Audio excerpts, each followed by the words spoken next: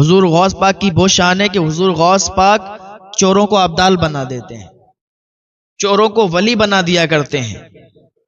حضور غوث پاک کی بارگاہ میں اگر کوئی چور بھی آ جائے تو وہ ولی بنتا ہوا نظر آتا ہے۔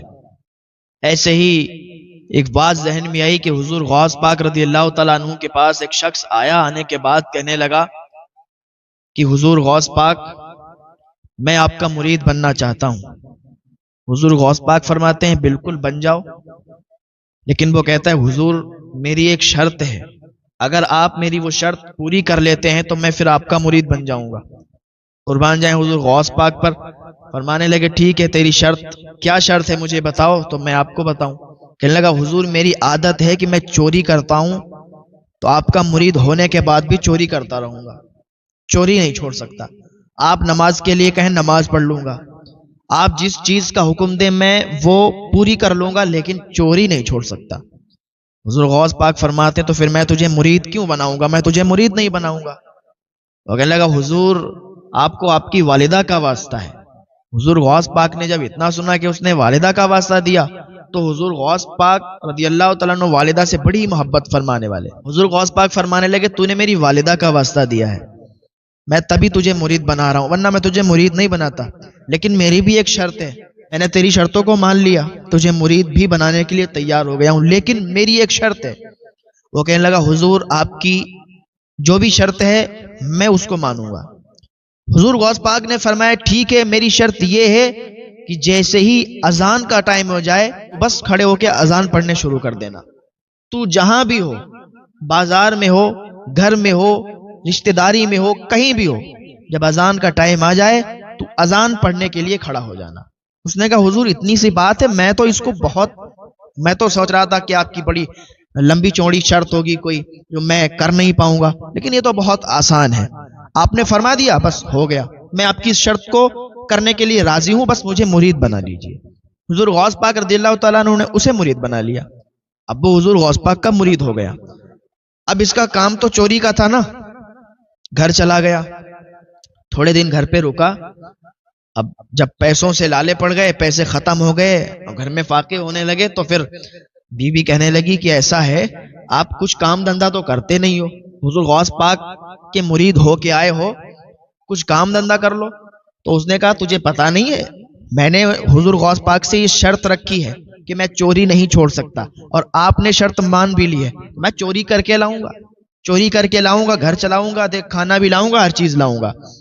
تو بیوی نے کہا ٹھیک ہے جیسی آپ کی مرضی، اگر آپ کی یہ شرط ہے کہ آپ چوری نہیں چھوڑیں گے، چوری کریں گے تو پھر جائیے اور چوری ہی کر کے لائیے، کیونکہ گھر تو چلانا ہے، بچوں کا پیٹ تو بھرنا ہے، یہ بھرنا تو بھوکے مر جائیں گے نا۔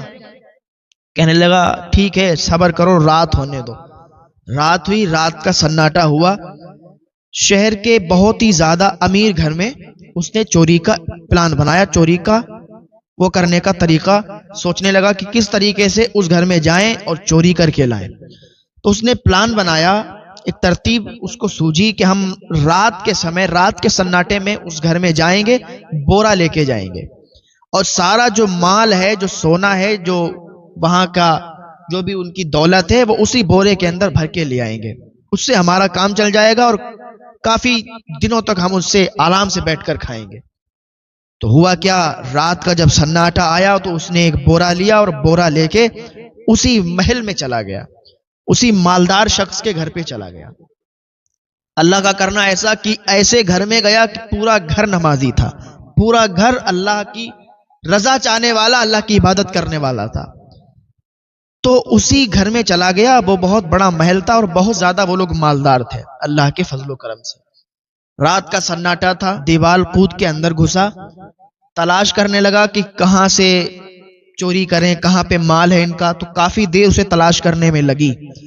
آخر کار وہ کمرہ اس نے ڈھونڈ لیا کہ جہاں پر مال رکھا تھا، جہاں پر پیسے رکھے تھے، جہاں پر ان کا سونا چاندی رکھا تھا، اسی جگہ پر جا کے اور بورا اس نے لگایا اور اسی میں وہ مال و دولت بھرنے لگا۔ وہ جتنا سونا چاندی تھا، جتنے پیسے تھے، وہ بھرنے لگا۔ کبھی بھرتا، کبھی باہر دیکھنے آتا کہ کوئی آ تو نہیں رہا ہے، بھرتا پھر دیکھنے آتا کوئی آ تو نہیں رہا ہے۔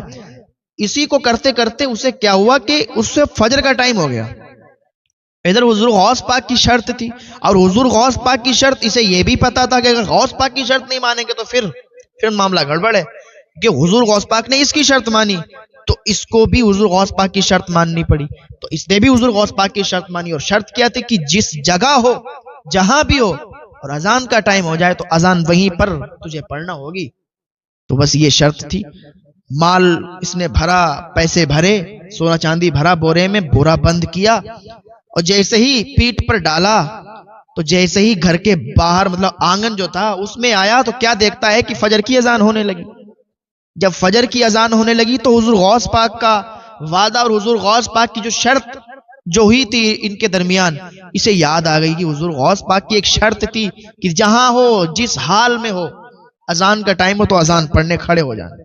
اب تو یار میں یہاں پھنسا ہوں، محل میں ہوں، اور حضور غوث پاک سے وعدہ بھی کیا ہے تو توڑ بھی نہیں سکتے، کیا کریں؟ اس نے کیا کیا، بورا وہیں سائیڈ میں رکھا اور وہیں بیچ گھر میں کھڑے ہو کر اذان پڑھنے لگا، اور سوچا کیا تھا، اذان پڑھیں گے اور چلے جائیں گے، جب تک لوگ وضو وغیرہ بنائیں گے، وضو بنا کے وہ اپنے وضو میں لگ جائیں گے، ہم نکل جائیں گے۔ تو اس نے یہ سوچا، اور کیا ہوا، وہیں پر بلند آواز سے اذان پڑھنے لگا۔ جیسے ہی اذان کی آواز گھر والوں نے سنی کہ انہی کے گھر میں کوئی اذان پڑھ رہا ہے تو سارے گھر والے اٹھ گئے، اور جب سارے گھر والے اٹھے تو پھر کوئی وضو بنانے لگا، کوئی کچھ کرنے لگا، کوئی دانت مانجنے لگا۔ تو جیسے ہی اس کی اذان مکمل ہوئی، اذان اس کی پوری ہوئی، تو کیا دیکھتا ہے کہ کوئی سنت کی نیت باندھے، کوئی وضو بنا رہا ہے، کوئی وضو بنا کے آ چکا ہے۔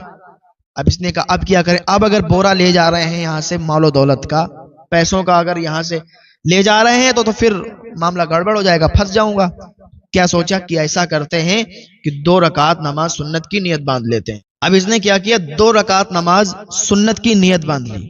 اس نے سوچا 2 رکعت نماز سنت پڑھوں گا جب تک یہ سب اپنی اپنی فرض کی نیت باندھ لیں گے، اور یہ ادھر نیت باندھیں گے نماز کی، میں چلا جاؤں گا۔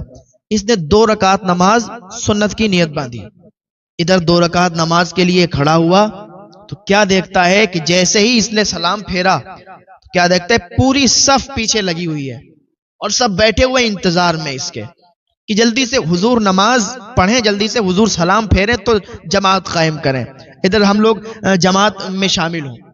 اب اس نے دیکھا کہ پیچھے پوری صف لگی ہوئی ہے، کہا بھائی اپنی اپنی نماز پڑھو، آپ لوگ کیوں بیٹھے ہوئے ہو؟ تو ان میں سے لوگوں نے کہا حضور آپ ہی تو پڑھائیں گے نماز، ہم لوگ اپنی اپنی کیوں پڑھیں گے، آپ جب موجود ہیں گھر میں تو آپ پڑھائیں گے۔ یہ پھنس گیا، یار کیا معاملہ کیا ہے، ہم پڑھائیں گے نماز، بھائی ہم کیوں پڑھائیں گے نماز؟ کہا حضور آپ اللہ کے ولی ہیں، آپ نماز نہیں پڑھائیں گے تو پھر کون پڑھائے گا؟ کہا ارے میں اللہ کا ولی ہوں، آپ نے مجھے اللہ کا ولی بنا دیا، میں اللہ کا ولی نہیں ہوں، آپ لوگ اپنی اپنی نماز پڑھیے۔ اب تو وہ لوگ بالکل اس بات پہ اٹل ہو گئے، نہیں نہیں نماز آپ ہی پڑھائیں گے، آپ اللہ کے ولی ہیں۔ اس نے کہا یار اب کیا کریں، ابھی تو یہی سوچ رہے تھے کہ یہ لوگ اپنی اپنی نماز میں مشغول ہو گئے، ہم بورا اٹھائیں گے نکل جائیں گے، اب تو یہ سب مجھ پر یہ مجھے بلی سمجھنے لگے، مجھ سے نماز پڑھوانے کے لیے کہہ رہے ہیں۔ ادھر حضور غوث پاک اپنے حجرے میں مسکرا رہے تھے، وہ کہہ رہے تھے دیکھو آج یہ پھنس گیا، آج پھنس گیا۔ حضور غوث پاک کے مرید آپ سے پوچھتے ہیں حضور کیوں مسکرا رہے ہیں؟ کہہ رہے ہیں میں اپنے مرید کو دیکھ رہا ہوں کہ وہ وہاں پر پھنس گیا ہے، اب دیکھنا۔ تو حضور غوث پاک ادھر مسکرا رہے ہیں اور یہ ادھر پریشان کہ اب کیا کریں، اب تو یہ لوگ نماز پڑھوائیں گے۔ تو اس نے کہا اب زیادہ بہتر ہے کہ اپنا راز کھول دیں اور ان کو بتا دیں کہ ہم چور ہیں۔ کہا بھائی دیکھو ہم چور ہیں، ہم کوئی ولی نہیں ہیں، ہم تو چور ہیں اور آپ کے گھر میں چوری کرنے کے لیے آئے تھے۔ کہا چور ہیں؟ کہا اپنی ولایت پر چوری کا پردہ ڈال رہے ہیں؟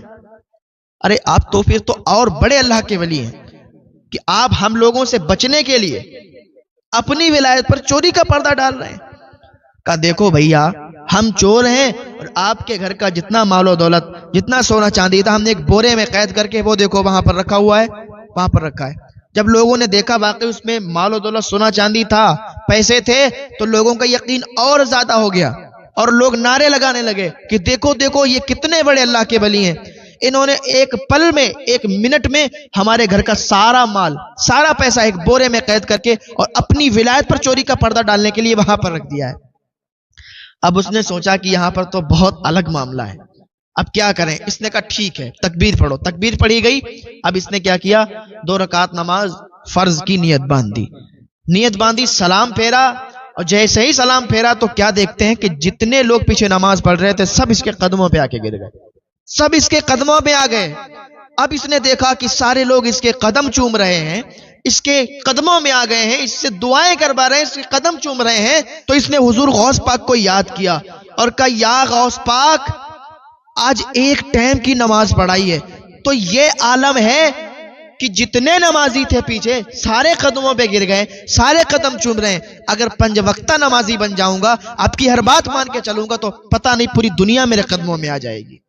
یہ حضور غوث پاک کی شان ہے۔ حضور غوث پاک پل بھر میں چوروں کو ابدال بنا دیتے ہیں، چوروں کو بھی ولی بنا دیتے ہیں۔ یہ حضور غوث پاک کی شان ہے۔